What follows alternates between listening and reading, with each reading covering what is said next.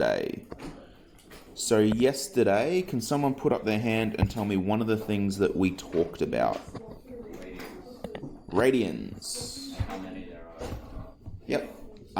Can someone else tell me how many radians in a circle? 2 pi, just over 6. But because we're in methods, we're gonna not think about it in terms of decimals. We're gonna think about it in terms of pi. And there's 2 pi radians in a circle.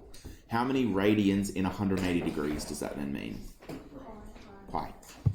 How many radians in 90 degrees? Yep. If I said to you, I have an angle of 5 pi on 3. Can someone, don't tell me what it is, but what is that telling you? How could you break that down to understand a little better? Yeah, that's it. And how big is a turn of pi on 3? 60 degrees. So 5 times 60, 300 degrees. So 5 pi on 3 is, what did I just say, 300? 300 degrees. You're going to get to the stage, by the end of this unit, you're going to be able to hear 5 pi on 3, and you're going to be able to see where it sits. You're going to just, in your brains, just straight away be able to go to that. So that should be interesting. Anyway, let's get started with the next topic and the application of unit circles. Thanks, guys. So this topic is where we start to see trigonometry. We've only ever dealt with trigonometry in terms of triangles, right? You've never dealt with them in terms of circles. But interestingly, trigonometry is actually based on circles, not triangles. Like, triangles are involved, but it's mostly about circles. And we'll understand more about that by the end of today's lesson. So, tied in very close with radians, the unit circle lets us find exact values for trigonometric equations. So, why that's important is I'm going to say to you guys, okay, what is sine of pi on 3? If you put pi on 3, which is 60 degrees, into your calculator for sine, what value is that going to give you? And from memory, I think it's like root 3 on 2. Or if you put sine of pi on 6 into your calculator, sine of 30, that'll give you exactly 1/2. And we're going to look at what that means and how that's useful. Your calculators probably won't be in radians yet, so you won't get that answer, by the way. If you reset them, they go to radians. Oh, cool. Okay, so it's also going to help us plot trigonometric functions. So, previously in like year 10, you sort of only used trigonometry to find like an angle or to find a missing side of a triangle. But what you'll find is that a trig function is actually a continuous curve.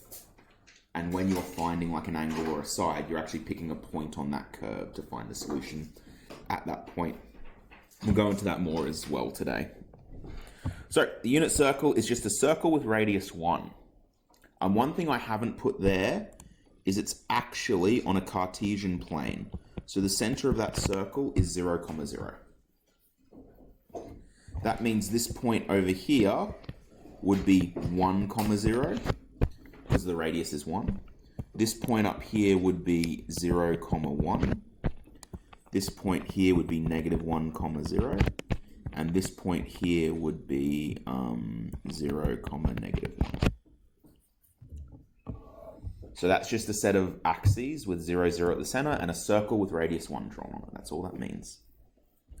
Okay, what we're going to do is chuck a right angle triangle inside that circle so that the hypotenuse goes from the center at 0, 0 to somewhere on the outside of the circle, somewhere on that circle's circumference. It doesn't matter where you place the hypotenuse as long as it touches the center. So you can see the triangle with 1 known and 2 unknown sides, as well as an unknown angle. So this is the picture I'm talking about here. Can you see my radius of my circle is the same as the hypotenuse of my triangle? If I picked up that point there and moved it like over there, see that would still be a side of 1. Because it's just that hypotenuse, its first point is on the center, the second point is on the outside of the circle. So no matter where you move that hypotenuse, the hypotenuse is equal to 1. Okay? And what I'm just going to say is this pink line along the bottom, that is x units long. I don't know how big it is. It's just, we're going to call it x. And then the height of that triangle is going to be y. Can you see that where that triangle touches the circle, the coordinates of that point would be x comma y. Because it is x units across, y units up. Is that something we're comfortable with, guys? Mm-hmm. Yeah. Yep. Okay, so let's find a rule for the height. What shape is that? Triangle? Do we know some rules about finding sides of triangles from year 10 and year 9? Yeah, I know. Pythagoras you could use, but for Pythagoras, how many sides do you need? Yeah, I know. Yeah, so we could use trigonometry to find that height. Because what are our trig rules, guys? We have sine of theta is equal to opposite over hypotenuse. Cos of theta is equal to adjacent over hypotenuse. And then tan of theta is a garbage function that's equal to opposite over adjacent. So, do we have our hypotenuse? Yes. Yep. Instead of adjacent, if this is my angle here, what side would be adjacent to that? X. Because if this is my angle, the side adjacent to it is x, and the side opposite is y. So derive the rule for y using sine. Well, y, my height, will just be equal to, I'll fill out the whole rule. Can you see that to find height, we're going to have to use the sine rule? Sine theta equals opposite over hypotenuse. Sine theta is equal to my opposite. My opposite I've called y, divided by my hypotenuse, which is just 1. So therefore, sine theta is equal to y. So the y one was O. Opposite, because it's opposite the angle. So the height of that triangle is just the sine of the angle. So if I told you that angle was pi on 2 or pi on 6, I always go to pi on 6 for sine, because 30 degrees, sine of 30 degrees is equal to exactly 1/2. So if you put sine of 30 degrees into your calculator, or sine of pi on 2 if you're in radians, you will get 0.5 as your answer.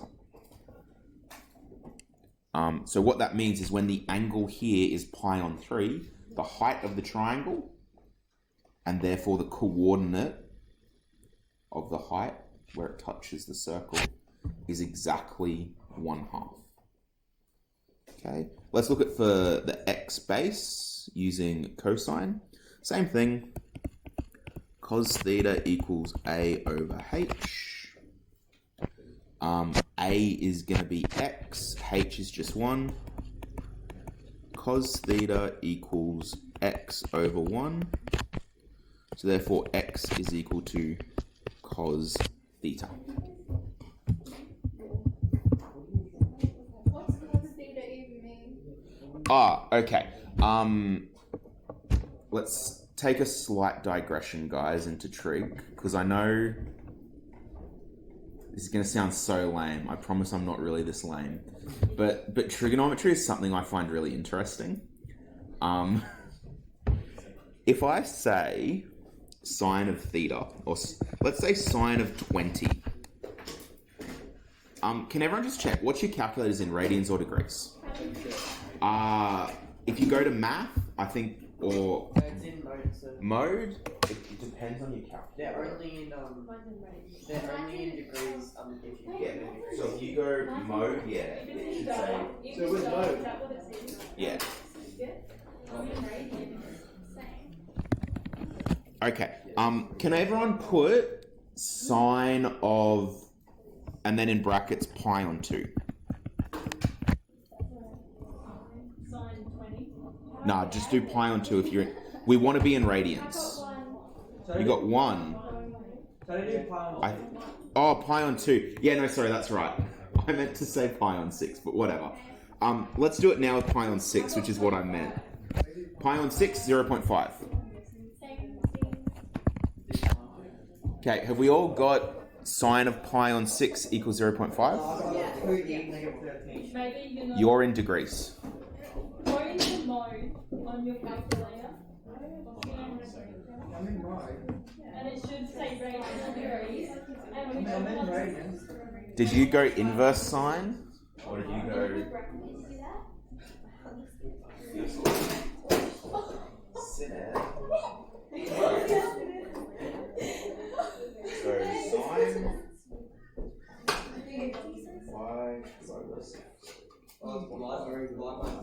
What did you do? Yeah, that wouldn't work. Okay. So, guys. Eyes up here. Eyes up here. So what that means, can we just look over here to our rule that I said before? Sine of the angle is equal to the opposite divided by the hypotenuse. What that means is, over here where we said, if we have an angle of pi on 6, 30 degrees, we have an answer of 0.5. So what that means is in any right-angled triangle, every single one that has ever existed or ever will exist, if the angle in the triangle is pi on 6 or 30 degrees, the opposite divided by the hypotenuse is exactly equal to 0.5. So in other words, the hypotenuse is twice the size of the opposite. So in any triangle that has 30 degrees or pi on 6 radians in one of its corners, the opposite side is half the size of the hypotenuse. The opposite side is half the size of the hypotenuse. It doesn't really look like that. How do you mean? Like on the circle. That one's not specifically 30 degrees. Okay. We're going to look at an example of that later. So if you found, let's say you did cos of pi on 2, or pi on 4, which is 45 degrees, the answer will be like 0.8 or something weird, 0.837. What that means, if you got 0.837 for cos, that means in every triangle with pi on 4 or 45 degrees in one corner, that means that the adjacent side is exactly 83.7% of the size of the hypotenuse. Now, when we use the unit circle, we make it really easy because our hypotenuse is just 1. So if we find that sine of 30 is half of the hypotenuse, it's just going to be half. But if our hypotenuse was 5 and it had an angle of 30, that means that the opposite side would be exactly half of 5, so 2.5. And that is true for every single triangle with that angle in that corner. So when in your calculator you put trig function, bracket, degree, or radians, what that is telling you is about the ratio between these two things. Sine tells you about the ratio between opposite and hypotenuse. Cos tells you about the ratio between adjacent and hypotenuse. And tan tells you about the ratio between the opposite and adjacent. So they just tell you about the ratio between the different sides. For us here, at sine of pi on 6, the ratio is a half. So one is twice the size of the other. The hypotenuse is twice the size of the opposite. Back in the day, like 1800s and before, trigonometry was mostly used by sailors because they do all sorts of stuff looking at stars and the position of different things, and they'd have all their little astrolabes and devices like that that could accurately measure how high a particular star was in the sky. And if it was 3 degrees north of, 3 degrees up from where it was the night before, they then use trigonometry to convert how far they have moved and figure out their exact position by using trigonometry. So really, yeah. We should go on like an excursion on the boat. That'd be pretty fun. But what I was getting at is back in the day, they just have like a giant book of trigonometry. So you'd go to the sines, if you wanted to find sine of 30, you'd go to the sine section and you'd have to go through sine 0.0001, 0.0002. Yeah, it's literally like the logbooks. You just was a giant reference book where you'd go down and calculate.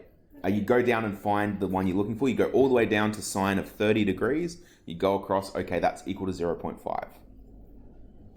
As well, if you then had if you knew that if you could just measure the sides of a triangle yourself, so you measured a triangle, the hypotenuse and the opposite, and you found that the hypotenuse was twice the size of the opposite, you could then also go down into that book and look for, okay, where's 0.5 my ratio? Across there to sine 30. So that's the inverse operation of sine is how that would work. No. No. Okay. So we've sort of...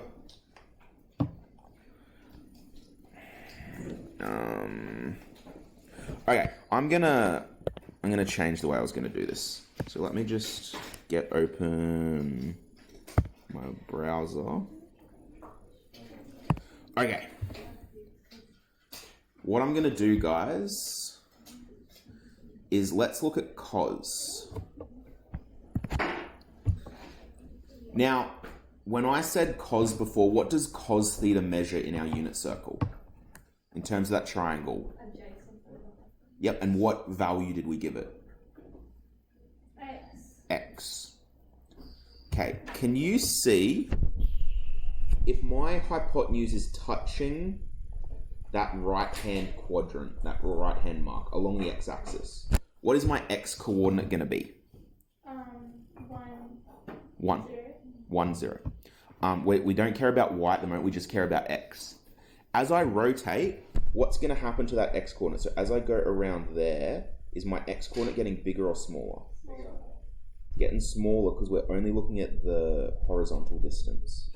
So as I move up here, my horizontal distance is getting smaller and smaller and smaller until I get up to here. Up here, what is my horizontal distance? 0.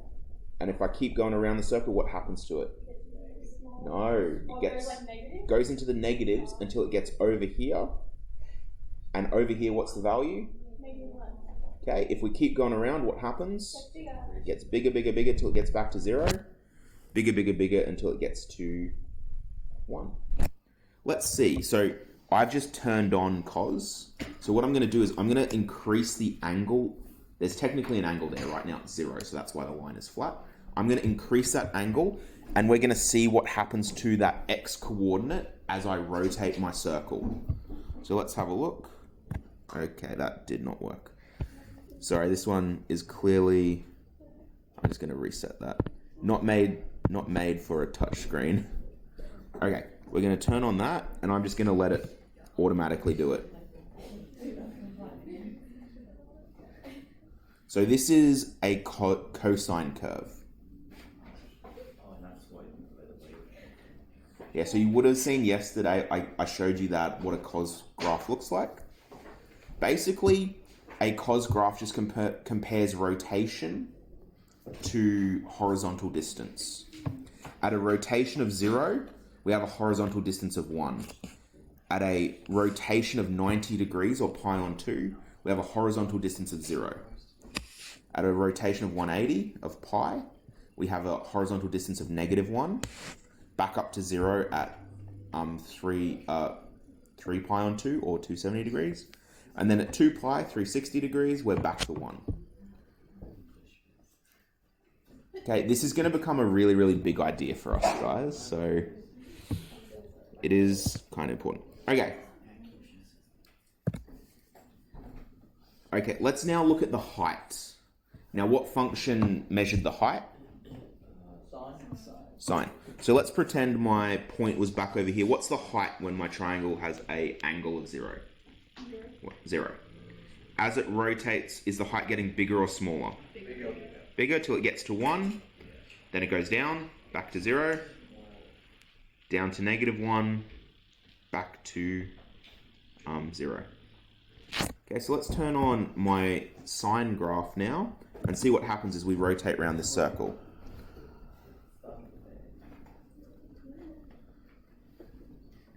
Can you see, oh, by the way, this graph on the right, all it's doing is plotting the rotation.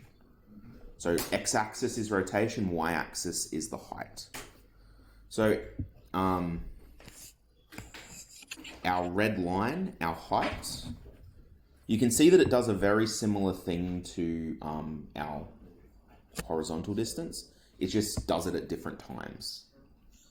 So this one has its peak at 90 degrees, pi on 2 radians.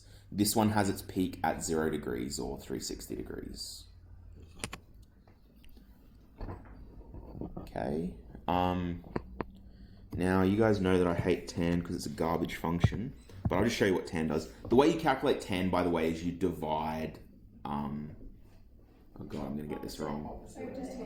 Yeah, so essentially you divide sine theta divided by cos theta, and that's what gives you your tan value. Which is why, because if you remember the tan value, it disappears at certain values.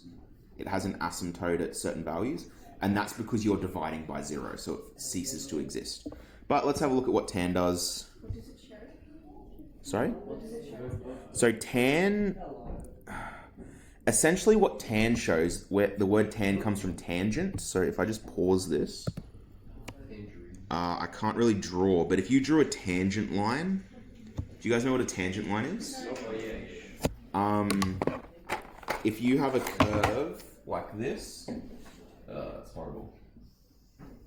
If I draw a point there, a tangent is a line, a straight line, that touches just at that point and nowhere else. So it would be like... That was horrible, because they're not even really touching. But so... And if you look at that line and find the gradient of it, it tells you the slope of the point there. So if you had a tangent here, it would be much steeper, because the line there is much steeper. Oh, I cannot draw tangents today. So the tangent is just telling us what the steepness of the... Sorry, the tangent function tells us what the steepness of the line at that point is. We're going to talk a lot about tangents next topic in derivatives, because derivatives are all about the tangent function. But as you can see, the tangent gets steeper, steeper, steeper until it gets to a non-existing value, and that's why I hate it, because it's just a bad function. Maybe it hits you too, so. I think it does. There are a ton of other trig functions, but these are the only ones we're going to talk about. What's the origin story? The origin story. Why do you hate it? I don't know. I just do. I don't like functions that tend towards infinity because they're very annoying to do things like calculus to, because calculus doesn't work if the function doesn't exist at a point. So you have to do all this sort of mucking about to get it to work. Anyway, so guys, what I want you to take away from that is my unit circle. If I just look at cos theta from 0 to 360, what is the domain of cos theta? Positive 1 and negative 1? Yeah, from -1 to +1. And what's the range of sine theta, my height? Same, -1 to +1. And you can see that in our graph. Tan goes from infinity to negative infinity, which is why it sucks. But these other ones are very nicely contained. The other thing that's really important that we're going to get to, sine and cosine, you can almost tell from their name that they're very similar. And you can see here that if I just got that blue line and shifted it 90 degrees to the right, it would overlap perfectly the other one. Which is why it's called cosine, because they sort of just offset from one another, but otherwise they're identical. Okay, let's go back to what we're doing. Now, we're going to be talking about angles that are if you look at our unit circle, we're going to try and always talk about angles in this first quadrant because that's where the triangle analogy makes most sense. But there's 3 other quadrants. So we're going to have to figure out where they would fit. So angles bigger than pi on 290 degrees. Examine the following angles and where they belong on a set of axes. Okay. The world's greatest set of axes right there. Let's start 135. What quadrant will it be in? 1. So this is quadrant 1, quadrant 2, quadrant 3, quadrant 4. 2. And it's going to be 45 degrees past the boundary between 1 and 2, which is 90 degrees. So that would be 135. Okay, 180. That's easy. It's there. Going directly that way. Okay, 240. Which quadrant? 3. 3. And it's going to be 60 degrees past the 180 line. So it's going to be like there. 240. 360. Easy again. It's over here. 450. What quadrant? Why? Sorry? Why is 360 there? It's a long, because if you did a full turn. Oh, sorry guys, that's what I meant to say and I didn't. When you do the unit circle or trigonometry in general, you start facing that way. Sorry, I'm back to front to you guys. You start facing that way and you turn anti-clockwise. So you start there and, oh, I'm not going to be able to do that. You start that way and then you turn. So if you've gone one full circle, how many degrees? 360. If you go another 90, how far is that? 450. So 450 would be up this way. And this is why we use radians instead of degrees, because having radians go for multiple revolutions makes sense. But because degrees is a measure between 2 lines, you can't have a number greater than 360, technically. Okay, negative 30 degrees. What do we reckon would happen for negative 30? Yeah, exactly. Instead of going anti-clockwise, you go clockwise. So you just go anti-clockwise 30 degrees. Negative 30 degrees, which would be equal to 330 degrees anti-clockwise. So where's 135 again? 135 is up here. Wouldn't 135 be in quadrant? Oh, never mind. Chantal? Sure. Okay.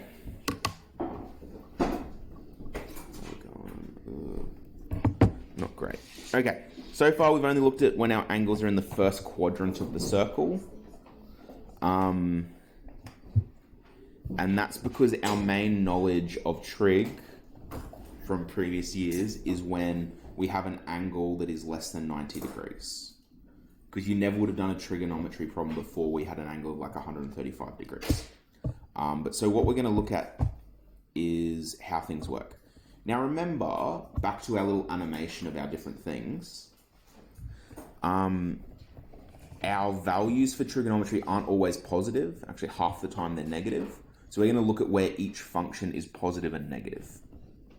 So in quadrant 1, as I'm going around, is sine, so the height positive? Is cos positive? Yeah. And because tan is sine divided by cos, a positive divided by a positive is still a positive. So in this one, all of your trig values are positive. In the next quadrant, is my horizontal distance positive? No. No, because you're in the negative x direction over here. Is my height positive? Yes. And if you have a positive divided by a negative, it'll give you a negative. So tan is negative. So over in quadrant 2, the only thing that is positive is sine. Quadrant 1, all were positive. In quadrant 2, sine is positive. Now in this quadrant down here, you're in the negative x and the negative y area. So sine and cos are both negative. But because tan is sine divided by cos, negative divided by negative is a positive. So the only thing positive in quadrant 3 is tan. And then over here, you're in the negative y direction.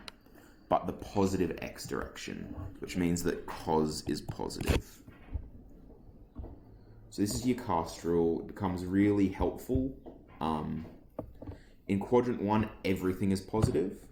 Quadrant 2, only sine. Quadrant 3, only tan. And quadrant 4, only cos. And that's to do with the way your functions go around that unit circle. They either start off at 0 or 1, and then as they rotate, they change. Okay, any questions about that? Okay. That text down the bottom just sums up what we just said. The annoying thing about the cast rule is it doesn't start in quadrant 1. That's where I remember it, cast. You start down there. It's easy just to remember everything's positive in quadrant 1. Everything's positive there. Yeah, okay. So, what this means, because each... In the positive quadrant, so let's talk about sine. So sine's positive in 1 and 2.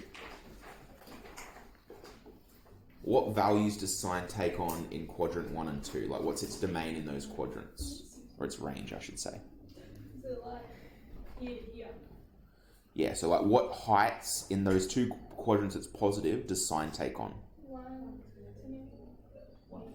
Just 1 to 0, because it's if we're only looking at the place where it's positive, it stops at 0. So does the 1 start on this side? The where it starts from? So if this is your circle, no, that's all right.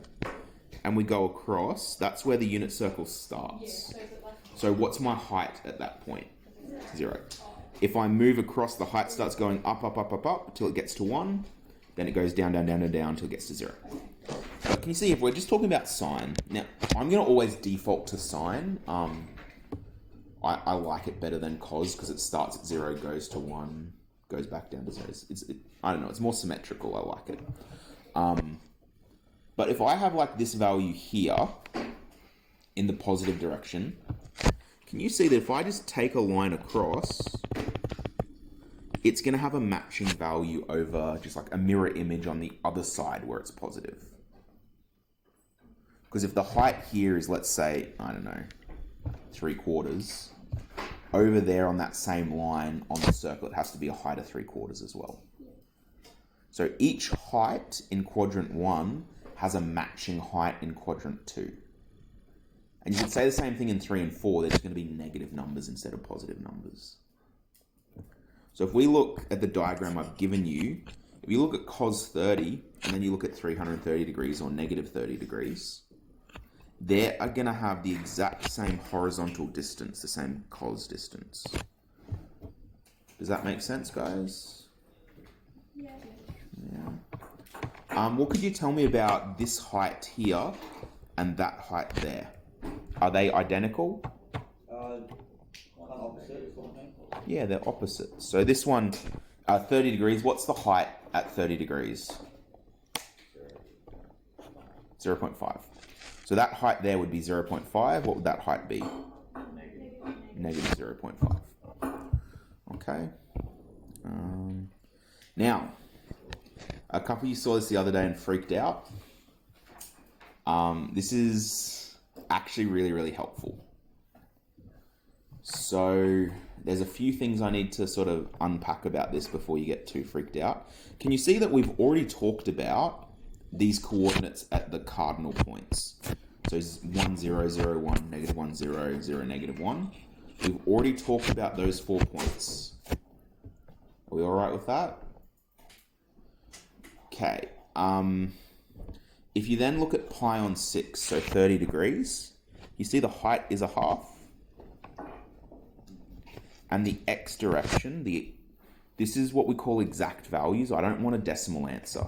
The exact height, the exact horizontal distance right there is found by the square root of 3 divided by 2.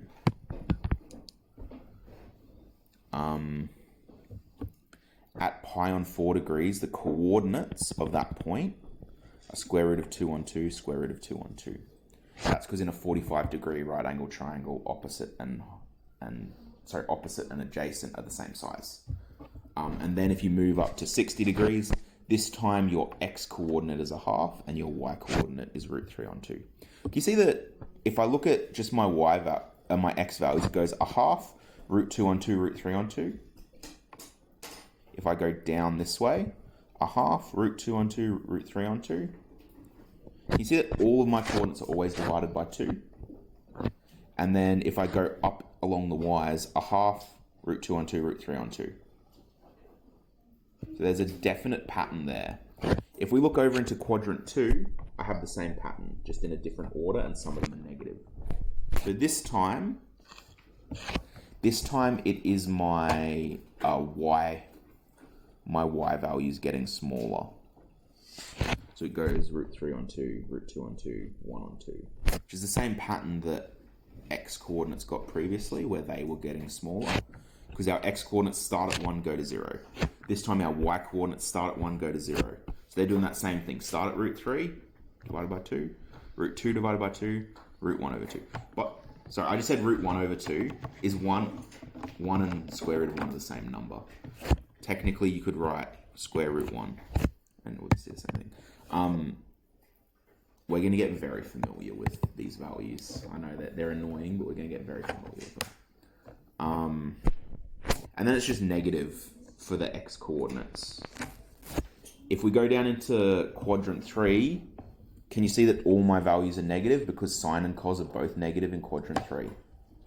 Then in quadrant 4, it's only my height, my y values that are negative. In each quadrant, 1, 2, 3, 1, 2, 3, 1, 2, 3, 1, 2, 3. If your number's getting bigger, it goes 1, 2, 3. If your number's getting smaller, it goes 3, 2, 1. We're not going to go into this too much more now, but we're going to be flipping back to it every now and then because it is very helpful later on. So we're actually going to need to use it for this little bit. So if we have a look at sine of pi on 4, what quadrant does pi on 4 fit into? 1. Is sine positive in quadrant 1? Yes. Where else is sine positive? Quadrant 2. And the equivalent angle is sine. That's my greatest pet peeve. It's sine, not sin. Okay, so the equivalent angle, if we look across, sine of pi on 4, the matching one across the circle, 3 pi on 4. So all I want you to do is now, okay, cos 5 pi on 6. Where is 5 pi on 6? What quadrant? 2. Is cos positive in quadrant 2? No, it's negative. Where else is cos negative?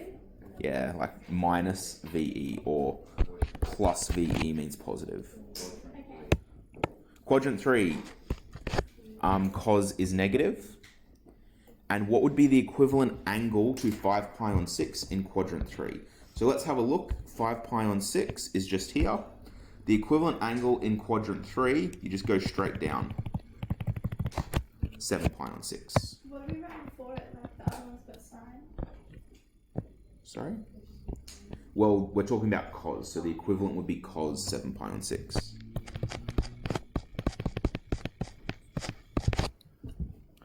Okay, sine 4... Sorry? Well, what trig ratio are we looking at here? Yeah, so cosine. Cosine is positive in which quadrants? Cosine is just the full name of cos. No. It's like a parent. Like when I say cosine, it's like I'm angry at it. It's like, cosine, what have you done? What have you done? Anyway, so cos or cosine is positive in 1 and 4. It's negative in 2 and 3. Does that make sense? Okay, if we look at our circle, 1, 2, oh my god, 1, 2, 3, 4. This is my circle. I'm looking just at my horizontal distance. So in quadrant 1, so from there to there, is my horizontal distance positive or negative? Plus, over here, horizontal distance, positive or negative? Negative, positive or negative? Positive or negative? So cos is positive on the right-hand side, negative on the left-hand side. So if I'm saying, okay, cos 5 pi on 6 is over here somewhere, that means this, the other place where cos... so if we look at cos 5 pi on 6, that is equivalent to negative root 3 on 2. That's its value at that point. There is going to be one other place on my circle where cos is equal to negative root 3 on 2, and that is going to be in the other quadrant where it's negative, and it's just going to be the equivalent spot. So the way you find the equivalent spot is if you're going from left to right, you do like a line across. If you're going up to down or down to up, you just go down. So can you see that 5 pi and 6 lines up with 7 pi and 6, and they both have the same x value? So that's all we're saying. Where else do these values happen? Okay, so sine 4 pi on 3, what quadrant are we in? 3. Yeah, so that's 240 degrees, isn't it? Yep. And is sine positive in quadrant 3? Negative. So where else is it negative? Quadrant 4. So sine's positive in quadrant 2. Because you're talking about height, sine is your height. And in these top two, your height is positive or 0. It's only in the bottom two that you go below the x-axis, so your height is negative.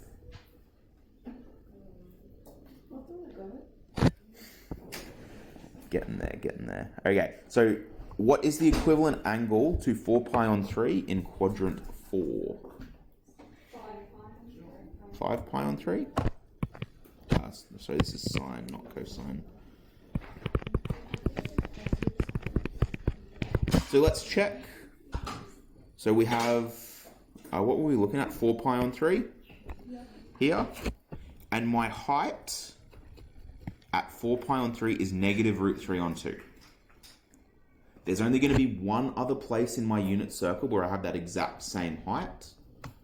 And that's going to be, if we're going from left to right, in terms of quadrants, we're just going to go across on a horizontal line.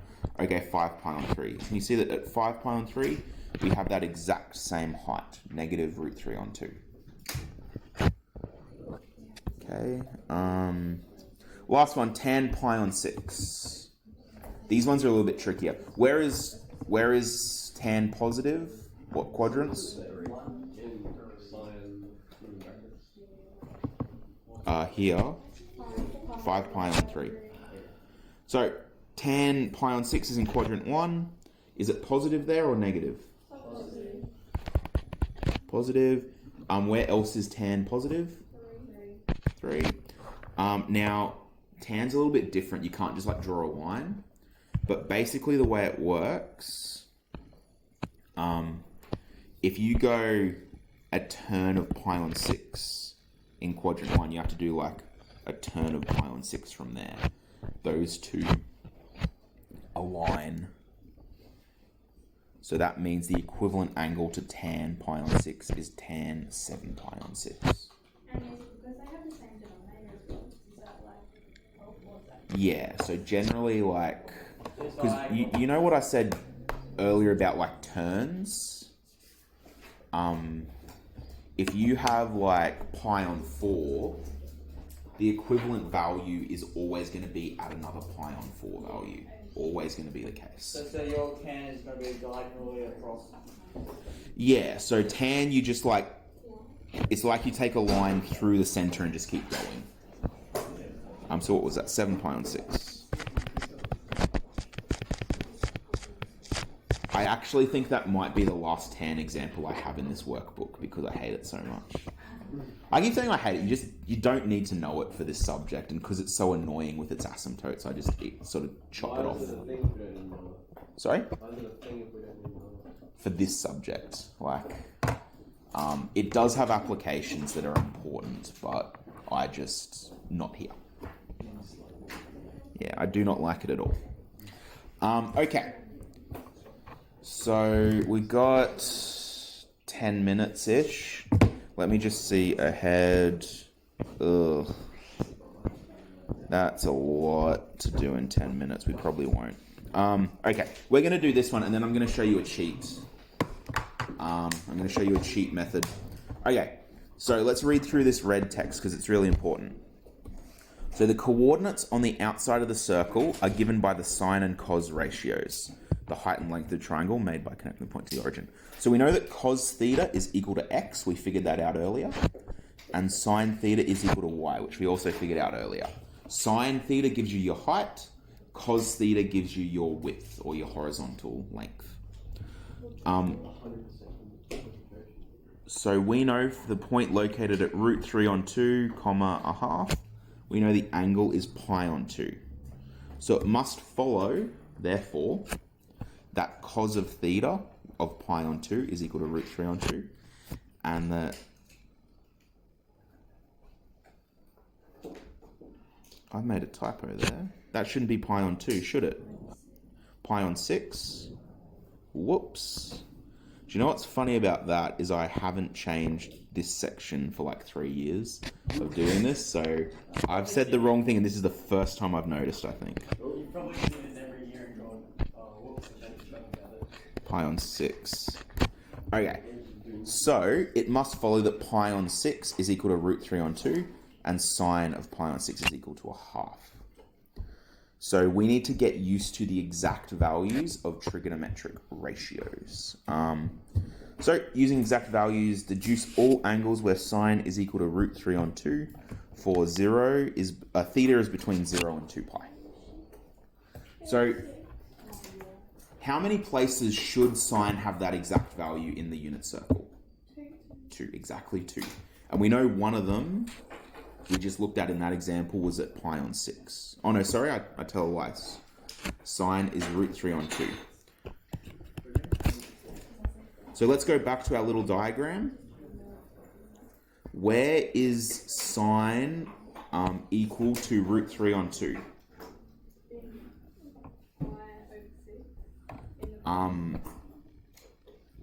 In the first one, sine is equal to a half at pi on 6. Yeah, you're doing the x. So where is sine equal to pi on... Sorry, where is sine equal to root 3 on 2? 2 pi over 3. And the other place it's equal to it, Jacob? Didn't you just say? The other place will be in the second quadrant. Which one? We're looking for a y value of root 3 on 2. Which angle gives that to us? 2 pi over 3. So pi over 3 and 2 pi over 3 are the two places where that is the exact value of our... So, what was it? Pi on 3. 2 pi over 3.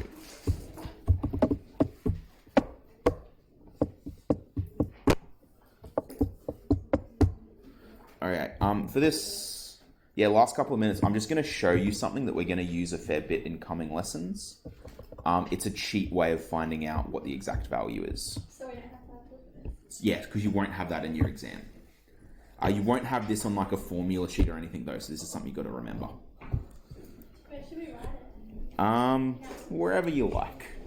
So this is what it looks like. It looks like a giant square root, and inside it, let me just remember, you have sine on the top row, and then you're going to have cosine, because I'm angry with it, on the bottom.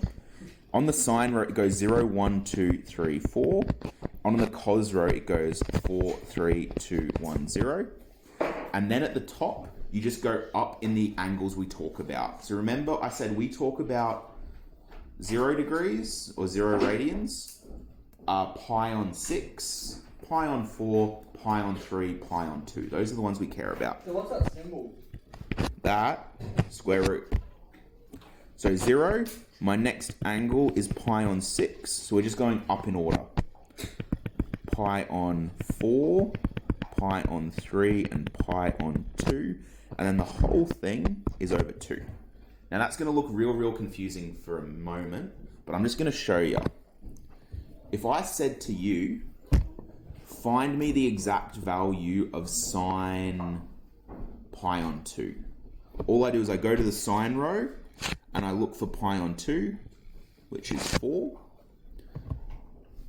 So I just look in the sine row and then the pi on 2 column. Then I say, okay, so therefore sine pi on 2 is equal to the square root of 4 over 2. Square root of 4 is just 2 over 2 equals 1. Is sine of pi on 2 equal to 1? It is. If I said to you, find me cosine of pi on 4. So we go 4 and then it's just Yeah, so you go to pi on 4 and then you go to the cosine row. So it would be square root of 2 on 2. Does that fit with your circle on that other page? what is it? I remember the numbers that you said.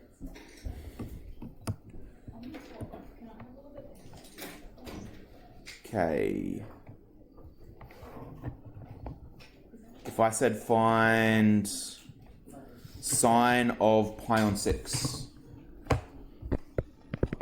Sine of pi on 6 equals... Sorry?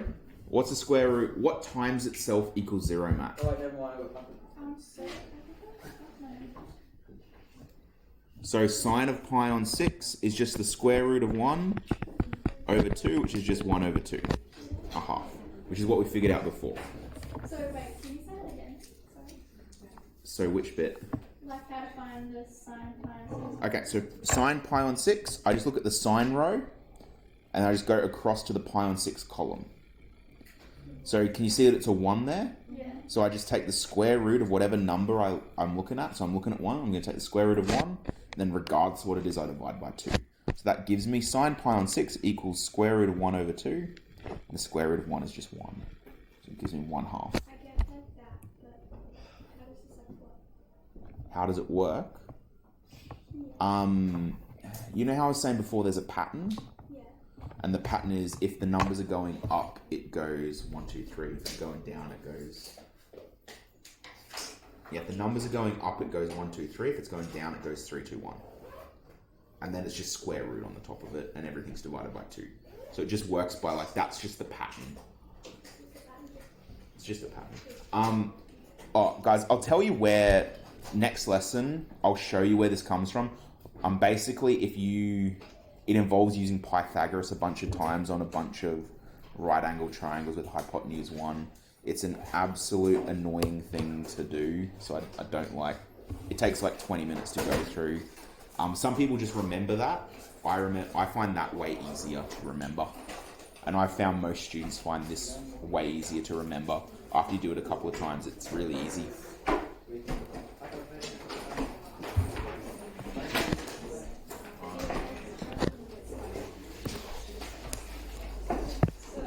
Yes.